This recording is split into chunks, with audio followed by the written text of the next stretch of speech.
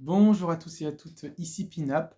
Aujourd'hui, on continue toujours mes achats d'été. Cette fois, c'est la partie 3. N'hésitez pas à aller voir mes deux autres parties.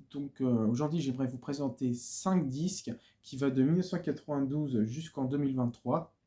Donc j'ai eu chez un disquaire. Donc sans plus tarder, on commence par le premier.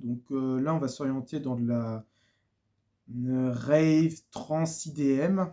Je possède un des premiers projets d'Aphex Twin, même The Aphex Twin, Didgeridoo, qui est la version étendue. Alors, bon, je possède la version rééditée, hein, je ne possède pas la version originale car elle coûte un peu bonbon, hein, on va pas se le cacher. Comment je l'ai eu? Alors, il faut savoir comment d'abord j'ai été informé. Warp Record, moi je suis abonné à leur compte Instagram. Le fin mai, ils avaient marqué sur leur compte qu'ils allaient rééditer cette EP. Et alors, tout de suite, j'ai foncé pour me le procurer et je suis très très très content de l'avoir. Voici à quoi ça ressemble, hein. On peut voir cette espèce de montagne avec cette espèce d'esthétique un peu montagne, un peu rêveux, enfin rêveux, rêveur. Voilà, j'invente des nouveaux mots, pardon. Un peu rêveur en fait. J'ai l'impression d'être dans un rêve esthétique des années 90. Je trouve ça complètement fou. Ça me fait beaucoup penser, je sais pas pourquoi, au clip Ageos Police, qui est un des titres de Selected Ambient War 85-92. N'hésitez pas à aller voir ma vidéo sur ma collection d'Aphex Twin. Je l'avais fait il y a l'année dernière, en mai, quelque chose comme ça. Il faut savoir ce qui est assez drôle sur cette EP. Avant, alors maintenant c'est Aphex Twin, mais avant c'était The Aphex Twin. Je trouve ça vachement marrant. Alors il n'a pas signé encore sur le label Warp Record, Aphex Twin. Mais en fait, il a signé partout, Richard D. James. Il a signé dans plusieurs labels, et notamment sur le label In Order to Dance, le RS9 201X. Alors je ne sais pas si c'est le nom du label. N'hésitez pas à me le dire dans les commentaires, mais c'est un label où on voit un cheval. Il en fera même référence dans un de ses visuels, ce cheval, etc., ce label-là, dans ses derniers lives. Et en fait, c'est une version étendue, car il faut savoir qu'il y a la tracklist originale, là, ici, et ça, c'est la version étendue. Alors, dans la version sur les plateformes de streaming, il y a il y a plus de titres, et en fait, vous vous demandez pourquoi c'est marqué CR7E. En fait, c'est les versions cassettes. C'est les versions cassettes. Et personnellement, je vois aucune différence. Vraiment que je vois aucune différence entre l'original et la version cassette. Je comprends qu'ils ont voulu mettre ça peut-être pour le côté nostalgique. Mais personnellement, bon, je pense qu'ils auraient dû mettre que deux titres, je trouve. Je trouve que c'est déjà très bien comme ça. Mais bon, après, pourquoi pas. Les versions assez inédites que je vous recommande, c'est la version Didgeridoo Live in Cornwall, qui est alors Cornwall, si vous ne savez pas où c'est, ça se situe en Angleterre. Et c'est un live qu'Afex Twin l'avait fait en 92 ou 90. Vraiment, il y a vraiment une bonne différence entre les deux. C'est quand même cool de comparer entre l'original et la version live. Alors, la version originale est très trans, mais c'est vraiment pas de la musique dance comme à la Moby dans ses débuts, par exemple avec Everything is Wrong, truc comme ça. Non, non, non, non, c'est une autre version un peu plus spirituelle, un peu rituelle même. C'est complètement fou. Et en autre titre inédit dont je vous recommande, il y a le Isoproflex qui est le dernier titre en version lente, et c'est vachement cool de comparer à la version originale qui est bon, plus rapide, etc., plus dense. Et la version lente, on a l'impression d'être dans un trip, littéralement on a l'impression d'être dans un trip, c'est complètement fou. Et notamment Aphex Twin fait de temps en temps beaucoup ça, notamment dans un de ses EP qu'il a sorti en 2015, qui est, moi je l'appelle l'EP blanc, c'est Mark Rom Edit 29, quelque chose comme ça. Donc notamment un titre était déjà dans l'album Syro, où en fait tu as la version rapide et tu as la version lente. Et franchement c'est cool de comparer les deux, car c'est plus... il y a parfois c'est plus atmosphérique ou progressif, et c'est vraiment sympa. Il faut savoir que le directeur, quand il a signé à Twin, Richard D. James a décidé de... En fait, Richard D. James, c'est son vrai prénom, pour ceux qui ne le savent pas. Et a décidé de faire écouter ses morceaux au directeur, et tout de suite, il a adoré, parce que bah, les clubs, la techno, tout ça commençait à arriver très très fort, parce que on était dans cette période-là, et Aphex Twin a décidé d'être dans ce mouvement-là. Il adorait créer de la musique, etc., modifier ses synthés. Bon, je vous fais pas tout le topo, n'hésitez pas à aller voir des documentaires. Il en parle pas mal en ce moment de cet artiste. Et il le fait très bien. Il y a même un peu sa patte dedans avec ses synthés et franchement il est cool. Il y a les titres comme Flaphead ou Floam, ils sont pas mal. Dans ses débuts, Afexu il aime beaucoup faire ça, de mettre pas mal de drums avec beaucoup de basses et notamment j'avais présenté dans mes premières vidéos ma platine vinyle et en fait c'est une platine connectée sur enceinte et notamment cette partie-là, bon, je sais plus trop comment ça s'appelle, et ben ça bougeait vachement parce que ça ressortait vachement les basses. Je trouvais ça vachement marrant et vachement cool. Moi j'étais un peu en transe quand j'ai écouté, ça, je vous avoue, cet EP, moi je l'ai beaucoup aimé. Donc les titres que je vous recommande, il y a Didgeridoo, voilà, mon titre préféré, et Isoproflex où c'est marrant ce titre, il y a un côté vraiment les débuts d'Aphex Twin, quoi. Il y a son côté un petit peu enfantin et un petit peu bizarre. Même si vous allez l'entendre, si vous allez l'écouter, il y a cette espèce de petite mélodie qui arrive, mais c'est très brièvement. Et à un moment, le morceau s'arrête et t'entends cette espèce de petite comptine, une espèce de petite fille en train de chanter. Et ce sera réutilisé dans le clip Come to Daddy. S'il y en a qui ont vu le clip, vous voyez à un moment, la musique s'arrête et hop, il y a ces petites mélodies. Et ben en fait, il recycle ces petites parties d'Isoproflex pour Comme tout a dit. Du coup, je trouve ça vachement cool. Alors, les sous-pochettes ressemblent à ça. Et le vinyle, vraiment comme, comme la version originale. Tac, on voit le label. C'est vraiment comme si c'était un vinyle fait pour les clubs de danse, en fait. Je trouve ça vachement cool, quoi.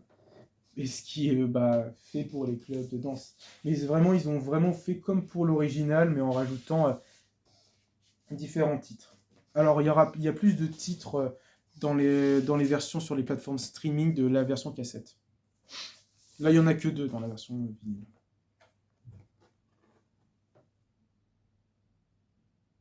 Le deuxième vinyle. Bon, alors dans l'original, il n'y a qu'un seul vinyle. Hein, voilà.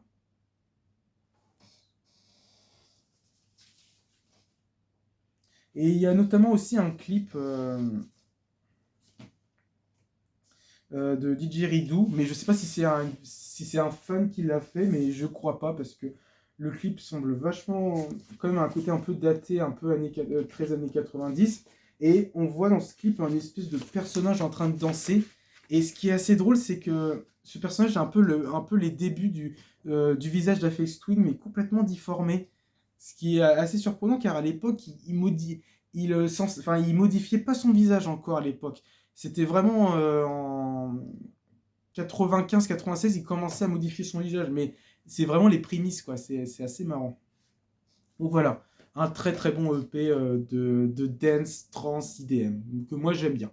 Vivement qu'il réédite Xylem Tube aussi, avec le fabuleux Polinium C, qui est un magnifique. J'aime beaucoup ce titre-là. Ensuite, on va passer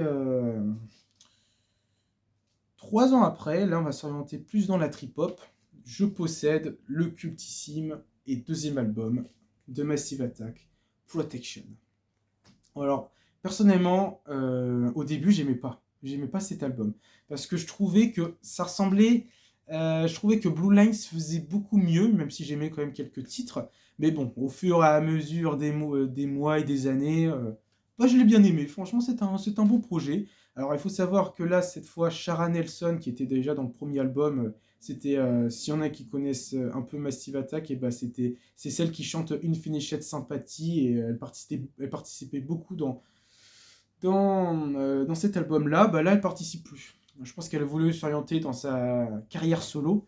Et ses différents artistes comme Tricky, alors il avait déjà rappé dans quelques titres de Blue Lights, mais vite fait. Hein. Il a que sorti 2 ou 3 couplets, mais là il participe beaucoup plus dedans. Mais il était très électronique, même que Daddy J considère plus cet album comme un album de Tricky. Et c'est marrant parce qu'après il a sorti cet album, Tricky sort de Massive Attack et il va sortir son fabuleux Aftermath. Donc voilà, il a voulu lui aussi, il a voulu aussi expérimenter plus et avoir sa carrière sur l'eau pour avoir un contrôle de tout, parce que là c'est plus un collectif. Et bon, franchement oui, c'est un bon album, mais si je dois choisir entre lui et Blue Lines, je choisis Blue Lines pour son côté plus authentique. J'ai une préférence. Donc voilà à quoi ça ressemble. Donc ça, c'était le logo en 95. Alors il faut savoir qu'à cette période, Massive Attack, de cette époque, ne s'appelait plus Massive Attack. Il s'appelait que Massive, car à cette période, il y a eu la guerre du Golfe et je crois le gouvernement anglais ou américain voulait qu'il censure le mot attaque et que garder Massive. Bon, après, au fur et à mesure des années, ils vont rajouter le re-attaque, mais dans les albums de 95, on voit que le mot Massive, ce qui est complètement fou. Mais bon, après, je peux comprendre pour la période guerre, mais c'est vrai que c'est assez surprenant. Donc derrière, ça ressemble à ça. On voit les trois membres de Massive Attack. Robert Denara aka 3D, Daddy J, Grant Marshall et Mushroom. Voilà. On voit les trois avec leur fabuleux logo de cette flamme. La tracklist est ici. Et alors, j'avais hésité d'acheter cet album entre un autre qui me plaisait, mais il coûtait un peu bonbon. C'était l'album Laser de Blur, le premier. Mais bah, on le trouve un petit peu partout et je me suis dit, ouais, je vais me prendre celui-là. En plus, comme ça complète ma petite collection Massive Attack. J'ai les trois premiers, donc voilà. Il y a même une version reprise de Light My Fire. Alors, elle n'est pas aimée cette version-là, je sais pas pourquoi. Moi, personnellement, je l'aime bien. Je trouve qu'elle est assez cool. Alors, c'est une version live qu'ils ont fait, assez sympathique avec Aura Sandy qui participe, qui chante dedans. Moi, je l'aime bien, je la trouve assez sympathique. Donc, la sous-pochette n'est pas comme la première. Il y a pas mal d'illustrations. Vraiment très très cool. On voit Robert Denara ici, une espèce de dessin, on voit le groupe là, qui se voit un peu dans tous les sens, quoi. Mais en tout cas, on ressent le côté un peu trip-hop des débuts des années 90, car Tricky fait un peu ce même esthétique de pochette, je trouve. C'est assez marrant. Un côté un peu underground. Voilà. Derrière, voilà. Ça, c'était le logo quand ils avaient sorti le deuxième album en version ordinateur.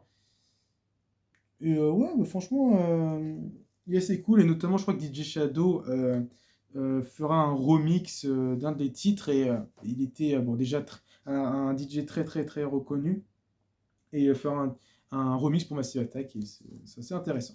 Alors, le vinyle est exactement comme pour le premier album. C'est le même style de. C'est le même macaron que le premier album, c'est assez marrant.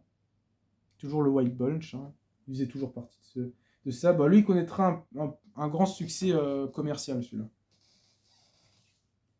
Il y a eu un clip de Karma Coma, un très très bon titre, où il fait pas mal de références à Shining, à plein de trucs. Il y a Protection aussi, on voit les membres du groupe aller dans un ascenseur, un autre en train de jouer avec des voitures, un autre en train de bidouiller quelque chose. C'est assez une ambiance très tranquille, enfin moi j'aime beaucoup. Donc les titres que je vous recommande, bah, déjà Protection, le titre éponyme et un des titres les plus connus du groupe. Karma Coma, voilà, très très bon artiste où il y a Tricky qui rappe un peu plus. Et je dirais euh, Sly, qui est aussi est très très sympa, qui me fait pas mal penser un peu à Björk, cette espèce de voix, et il est très très cool. Moi j'aime beaucoup le titre Wither Storm, j'adore ce titre. C'est un morceau instrumental de piano avec cette pluie, très tranquille à écouter, c'est vraiment très... un côté un petit peu jazzy même, on dirait dedans, et franchement c'est un super titre. T'as aussi Better Things ou Eurochild où il sample un extrait de James Brown dedans, cette espèce de guitare ou de batterie, on dirait, je sais pas pourquoi, mais ça fait pas mal penser à un taxi, je sais pas pourquoi, un taxi dans les rues sales de Londres ou d'Amérique. Et il y a des titres comme Hit Miser avec des violons. Non, mais vraiment, il y a pas mal de titres assez tranquilles. Si vous voulez écouter un titre pour vous reposer vos oreilles, écoutez Protection, un super album. Ensuite, on passe 12 ans après. Et là, on n'est plus dans de la trip-hop, là on est plus dans du dub ambiante, dark, en plus ouais, du dub ambiante un peu dark. Je possède le premier album de Burial. C'était vraiment cet album, bon, il y a un côté techno dedans, mais si vous ne connaissez pas Burial, c'est un artiste très mystérieux, assez mystérieux comme les Board of Canada. Et en fait, cet artiste, il a fait ses débuts dans les débuts des années 2000. Et on connaît son nom, mais on ne sait pas d'où il vient. On sait qu'il habite en Angleterre, mais on a très très très peu d'infos. On sait qu'il a fréquenté la même école que Fourtet, un autre artiste de musique électronique dont je vous recommande. Et ce qui est dingue avec sa musique, c'est qu'il sample des morceaux des morceaux de R&B, mais avec une voix soit très aiguë, soit très grave et avec une ambiance nuit un peu rue, comme si on était moitié endormi, moitié réveillé, on était un peu fatigué, mais en même temps, on marche très vite dans cette rue, on fait pas trop attention, tellement de choses se passent, il y a un côté euh, un, un peu, euh, un peu tourbillon, je sais pas, j'ai une image de tourbillon quand j'écoute ce titre, etc., un côté un peu oppressant, et franchement, Burial, c'est le nom de l'album et c'est aussi le nom de l'artiste. Bah, nous sort celui-là et c'est un peu un prototype avant son deuxième et fabuleux album, Untrue. Et sauf que bon, malheureusement, je l'ai pas. Ils avaient pas encore l'album mon disquaire favori balade sonore. Mais je suis déjà très content d'avoir celui-là et franchement, il sample pas mal de trucs, notamment des morceaux comme Apollo de Brian Eno. Il sample du Massive Attack aussi, c'est marrant. Angel. Il sample des extraits de films. Il sample aussi du Michael Jackson. Et qu'est-ce qu'il sample d'autre aussi une musique de Hans Zimmer, La chute du Fonco Noir. Vraiment, ils sont pas mal de trucs. Et en fait, c'est marrant, c'est un côté très aigu, un peu comme le film Alvin et les Chipmunks. Ceux qui ont vu ce dessin animé, bon, assez naze hein, maintenant. Rien d'y penser, je pense qu'il doit être assez naze comme dessin animé film. Et moi, personnellement, je trouve que c'est un peu cette espèce de musique un peu nightcore. Alors, nightcore, si on ne connaissent pas, c'est en gros, personnellement, je déteste ce style-là, c'est on utilise le même morceau et on met une voix aiguë, et voilà, hop, ça te sort, c'est ça. Personnellement, je comprends pas. Ah, et parfois, c'est en français. Je comprends pas. Et en fait, bah, Burial, un peu, il utilise pas mal, il modifie beaucoup les voix, mais vraiment, ça crée une ambiance. Au début, j'étais pas fan parce que je trouvais que ça ressemblait. C'était un peu trop RB, un peu pop, mais après, réécoute, etc., je trouve que c'est vraiment une ambiance de très urbain avec de la pluie, hein, comme si le lendemain, comme si c'était un temps vraiment pourri, un peu hiver, où il pleut tout le temps, il fait froid, enfin, il fait froid, etc. Mais avec une ambiance assez mystique, et c'est vraiment fou. Vraiment, déjà la pochette représente bien ce que je dis, car on voit cette espèce de ville avec ces espèces de nuages rouges assez menaçants. Vraiment, c'est un trip. Alors, il collabora beaucoup avec Fourtet, avec Tom York, Skrillex, si je dis pas de conneries, ou non, je crois que c'est Fourtet qui collabore avec Skrillex. Non, non, Skrillex, je crois qu'il participe pas dedans. Mais je crois qu'il y a Fred Again aussi, si je dis pas de bêtises, mais je crois que je confonds. Non, non, je crois que je confonds. Et Burial, à chaque année, il sort toujours un single ou un EP. Et il y a des bonnes choses et des choses un peu trop déjà vues pour ma part. Il y a notamment, si vous voulez plus explorer sa discographie, bah déjà commencer par ce premier album. Bon, il y a un côté techno, mais il y a vraiment une bonne cohérence, je trouve, dedans. Il y a vraiment des bons morceaux. Je vous recommande aussi Untrue, Antidone et Streamland, qui est excellent. Vraiment, c'est des. Et encore Antidone, il y a un côté assez expérimental, et c'est génial, quoi. C'est vraiment écouter ça la nuit, c'est vraiment comme si on était moitié réveillé, moitié endormi. Mais bon, je me répète. Donc, je vous montre à quoi ça ressemble derrière, la tracklist, hein, comme d'habitude. Et donc, il est sur le label Hyper Dub. Ouais, c'est ça, c'est le label Hyper Dub. Et oui, c'est vrai que ça ressemble un peu à du dub, mais bon, enfin, pour moi, le dub, c'est vraiment du reggae électronique, quoi. Mais là, c'est plus du instrumental. Les titres que je vous recommande déjà dedans, je vous recommande déjà Nightbus, qui est mon titre favori. J'adore ce titre. You Hurt Me, et je dirais Forgive. Forgive aussi, qui est très très bon. Donc, les vinyles, alors bon, c'est une réédition, hein. On ressemble à ça, donc la sous-pochette pareil, comme pour le premier album que je vous ai présenté. Le macaron, hop, il est assez nuit un peu, enfin il est assez sombre.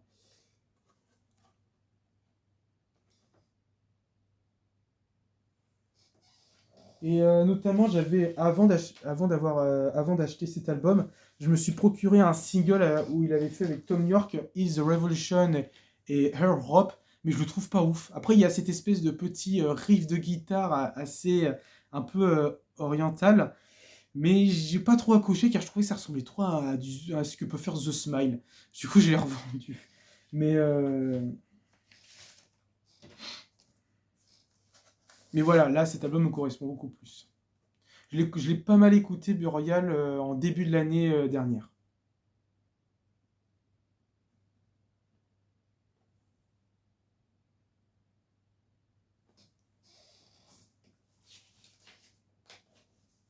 Mais franchement, il se montre très peu. Mais je crois, à ce qui paraît, même sur Reddit, il y a eu un témoignage où ça peut être aussi un troll ou parfois c'est une personne qui invente. À ce qui paraît, il y a un utilisateur de Reddit. Il est peut-être voisin à côté de Burial. C'est pas une blague. Vous croyez ou vous croyez pas, moi, j'aimerais bien y croire, mais bon. Après, Reddit aussi, ça peut être rempli de trolls. Si vous ne connaissez pas Reddit, c'est vraiment un site où c'est pas mal de... C'est différentes communautés, etc. On partage nos différentes passions, comme la musique, le cinéma. C'est un peu controversé comme site, car il y a eu pas mal de déviance. Il y a pas mal de trolls aussi. Mais c'est assez intéressant. Moi, j'y vais beaucoup dessus. Pas parce que j'aime pas tout ce qui est déviant, mais parce que je trouve que même s'il y a même si on dit que du mal, bah, il y a certaines personnes qui sont assez cool. Et notamment, je me suis fait un peu des amis dessus. Donc voilà, cet album, c'est vraiment un trip dans cette nuit urbaine, nuit urbaine avec un temps grisâtre et très pourri, quoi, comme temps, hein. Vraiment un trip dans la nuit urbaine. Triste. Voilà. Ça définit bien cet album quand vous l'écouterez. Et je vous préviens, c'est très club. Il n'est pas trop apprécié. Moi, personnellement, j'aime bien. Je trouve que on se laisse emporter, quoi. On a l'impression d'être dans ces ruelles. Franchement, il est bien. Ensuite, là, on passe beaucoup d'années après. En tout cas, là, je suis en train de compter. On passe 12 ou 13 ans après. On est en 2023. Là, cette fois, je vais vous parler d'un artiste qui a commencé il n'y a pas très longtemps, dans les années 2010. J'aimerais vous parler d'un album d'ambiance que j'ai trouvé ça magnifique. J'aimerais vous présenter A Crimson Shore de Sad. Alors, comment j'ai découvert déjà cet album? Il faut savoir que, comme j'avais déjà dit dans une de mes dernières vidéos sur mes achats d'hiver partie 2, que Balade Sonore en fait fait plusieurs posts avec de l'ambiante, du rock, du rap, etc. Et à un moment, il publie quelque chose spécial ambiante. Et la description de l'album, moi, m'intéressait, m'a donné envie de l'écouter. Et clairement, j'étais pas déçu. C'est incroyable. C'est en fait, si j'aimerais vous décrire cet album, c'est de l'ambiance grandiose. On dirait presque de l'ambiance fait pour du cinéma un peu à la Dune, le film Dune. Pas la version de David Lynch, la version nouvelle. Il y a un côté très... On voit comme si c'était quelque chose de grandiose, pas la Disintegration Loops de William Basinski, mais quelque chose vraiment comme si c'était fait pour ce cinéma un peu style blockbuster. C'est incroyablement bien fait. Franchement, waouh, quel album. La pochette est très minimaliste. Ça fait penser beaucoup un peu à la pochette de Sébastien Tellier, un peu ce style de pochette, où notamment il y a le nom de l'album dont j'ai oublié le nom, excusez-moi, où il y a notamment Guy Manuel qui participe dedans. Bah, ça fait penser un peu ce style de pochette. Et Sad, j'ai pas mal écouté ces derniers temps. Il fait de l'ambiance, toujours grandiose, notamment ils avaient l'album The Herb and Channel, balade sonore, qui est plus sombre et un peu plus dark et oppressant. Mais j'ai tout de suite accroché celui-là où il y a quelque chose de beaucoup plus beau. Franchement, quelque chose de beaucoup plus beau. Donc derrière, ça ressemble à ça. Toujours avec cette espèce de rouge un peu à la, à la Geospolis, pardon. Et le vinyle ressemble à ça. Enfin, le sous-pochette ressemble à ça, excusez-moi. Et donc, plusieurs photographies très très cool. Il me fait un peu penser à Tomorrow à Harvest, ce style de photographie, un peu à la Board of Canada. Notamment ça, surtout ça. Non, franchement, cet album, je vous le mettrai en lien dans la description. Allez écouter ça, c'est vraiment de l'ambiance grandiose, c'est beau, c'est incroyable.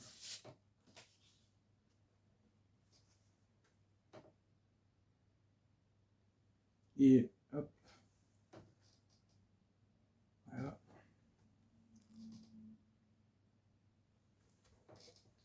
J'ai tout de suite accroché.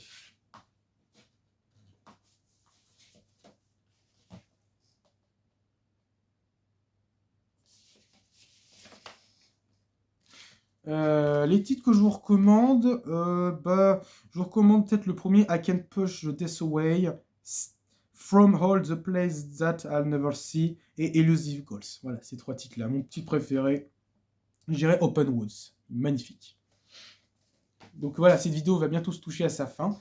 Donc j'aimerais vous présenter le dernier disque. Là, cette fois, on n'est plus dans de l'ambiance, on est plus dans du rock garage progressif noise. Pareil, alors ça c'est assez connu dans le monde cet artiste est assez connu dans le monde espérantal avec notamment un artiste très connu aussi dans le monde du rock. J'ai vu ça.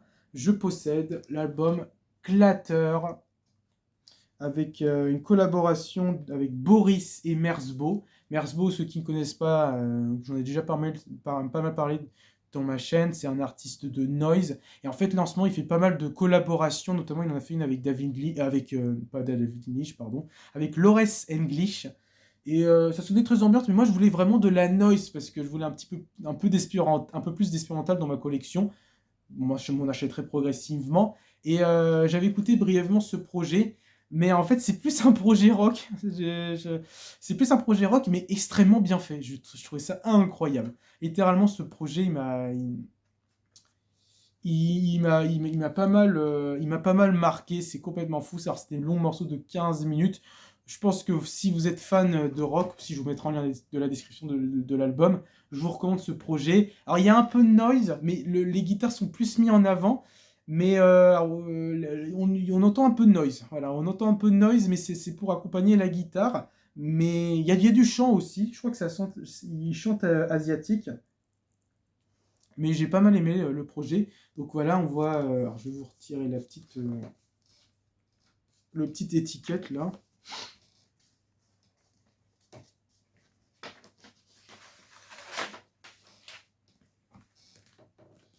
Alors voilà, cette espèce de. Alors, on voit pas très bien à l'écran, mais c'est un espèce de dessin asiatique.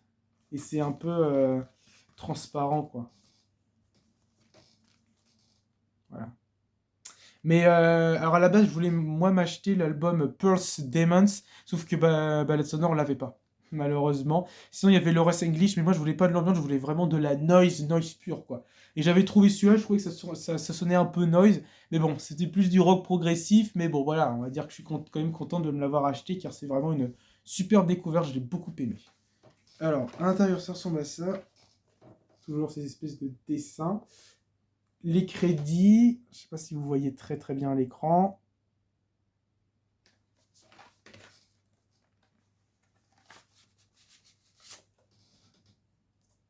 Pochette. Et alors, la particularité de ce vinyle, c'est qu'il est rose. Et le macaron est vraiment très stylé. Ça me fait penser un peu au macaron du label Tangerine Dream, un petit peu.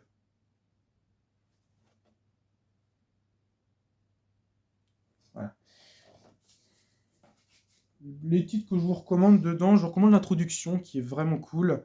Hakuna no Uta et le dernier titre, Naki Kyoku, qui est mon titre préféré. Il est incroyable. Voilà, merci d'avoir regardé cette vidéo. N'hésitez pas à mettre un like, abonnez-vous, partagez. La partie carte, il y en aura une aussi, je pense. Il y aura toujours des lives durant ma chaîne. Alors le prochain, je ne sais pas quand est-ce que ça arrivera, mais demain, préparez-vous, je sors mon nouvel EP et je voulais pas mal teaser. Eh bien, il sera là demain. Donc n'hésitez pas à aller l'écouter. Je vous l'uploaderai. Voilà, merci d'avoir regardé cette vidéo. Au revoir. Merci à vous.